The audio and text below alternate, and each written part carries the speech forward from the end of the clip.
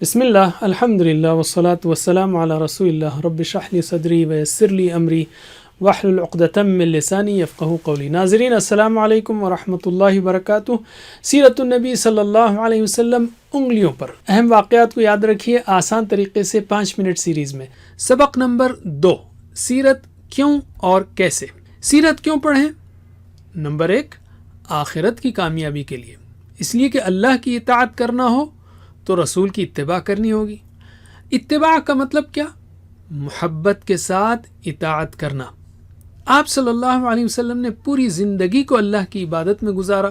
زندگی کے ہر پہلو مثلا نماز، روزہ، سونا، جاگنا، لین دین وغیرہ میں بہترین عبادت کی۔ نمبر 2، دنیا میں کامیابی کے لیے۔ دنیا میں سب سے کامیاب ترین انسان کون تھے؟ اللہ کے رسول صلی اللہ علیہ وسلم۔ آپ کے پاس بہترین لائف سکلز تھیں۔ آپ کا صبح سے شام کا ٹائم ٹیبل، آپ کے اخلاق، معاملات، بات چیت کا انداز وغیرہ ہر چیز میں کامیابی ہے۔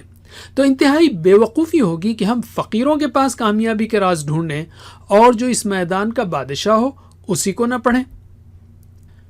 تو 1 اور 2 ہیں آخرت اور دنیا میں کامیابی کے لیے۔ نمبر 3، اللہ کے رسول صلی اللہ علیہ وسلم سے محبت اور عظمت پیدا کرنے کے لیے۔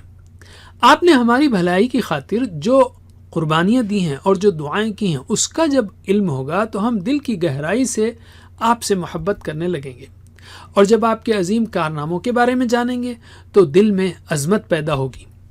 نمبر 4، صحابہ کرام رضی اللہ عنہم کی زندگی کو جاننے کے لیے۔ صحابہ کی زندگی میں زبردست تبدیلی آئی۔ کیسے؟ ایک طرف اللہ کے رسول انہیں قرآن سناتے، قرآن اور حکمت کی تعلیم دیتے، ان کا تزکیہ کرتے، تو دوسری طرف صحابہ آپ صلی اللہ علیہ وسلم کے ایمان و یقین، اخلاص اور عمل کو دیکھتے تو ان کا ایمان بڑھتا چلا جاتا اور وہ ہر قربانی کے لیے تیار رہتے۔ تو 3 اور 4، رسول اور صحابہ۔ نمبر 5، قرآن کو سمجھنے کے لیے۔ اللہ نے آپ صلی اللہ علیہ وسلم پر 23 سالوں میں پورا قرآن نازل کیا ہے۔ یہ تھا آپ کی تعلیم و تربیت کے لیے، اور پھر لوگوں کو دعوت دینے اور ان کی تعلیم و تربیت کے لیے، اور زندگی کے مختلف حالات سے بہترین انداز میں گزرنے کے لیے۔ ہم ان حالات کو جانیں گے تو قرآن کو سمجھنے میں مدد ملے گی۔ نمبر 6، قرآن پر عمل کرنے کے لیے۔ قرآن میں اصول دیے گئے ہیں تو سیرت میں آپ کو اس پر عمل کرنے کا طریقہ ملے گا۔ قرآن تھیوری ہے تو سیرت پریکٹیکل، اس کا بہترین عملی نمونہ یا ماڈل۔ آپ کے اخلاق، معاملات اور سارے اعمال قرآن کی عملی تفسیر ہیں۔ تو 5 اور 6، قرآن کو سمجھنے اور عمل کرنے کے لیے۔ نمبر 7، اپنے ایمان کو اور اللہ کے ساتھ اچھی امیدوں کو بڑھانے کے لیے۔ آپ صلی اللہ علیہ وسلم نے اللہ کے بھروسے سخت ترین حالات میں کامیابیاں حاصل کی ہیں۔ اس سے اللہ پر ایمان بڑھتا ہے کہ جو اللہ کی ہدایت پر چلے وہ کبھی ناکام نہیں ہو سکتا، اور آپ کے رسول ہونے پر بھی ایمان بڑھتا ہے کہ عام انسان کو اتنی بڑی کامیابی ہرگز نہیں مل سکتی۔ نمبر 8، دل کی خوشی اور سکون کے لیے۔ آپ اس کائنات کے بہترین انسان کے بارے میں پڑھیں گے تو یقیناً آپ کو خوشی ہوگی اور دل کو سکون ملے گا۔ تو 7 اور 8 کیا ہیں؟ ایمان اور خوشی کے لیے۔ نمبر 9، آپ صلی اللہ علیہ وسلم کے طریقوں کو دیکھ کر اسلام کی دعوت کو بہترین انداز میں پیش کرنے کے لیے، اس لیے کہ آپ بہترین داعی تھے اور بہترین بات چیت کا فن یعنی کمیونیکیشن سکلز آپ کے پاس تھی۔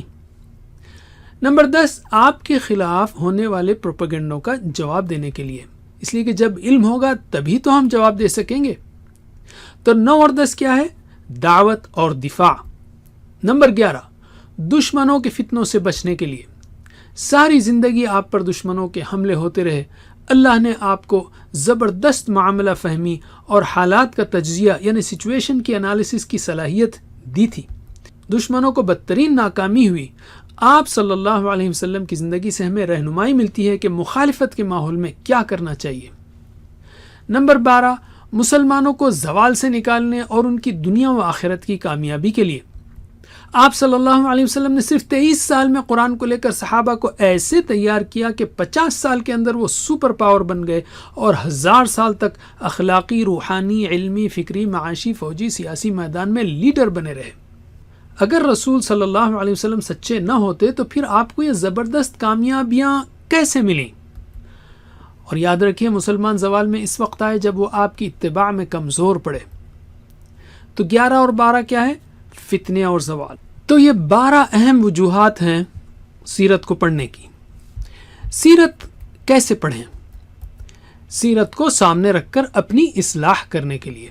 اللہ سے دعا ہے کہ ہمیں سیرت النبی صلی اللہ علیہ وسلم پڑھنے، پڑھانے اور اس پر عمل کرنے اور پھیلانے کی توفیق دے. گوگل کوئز کرنا مت بھولیے، اس کا لنک نیچے دیا گیا ہے.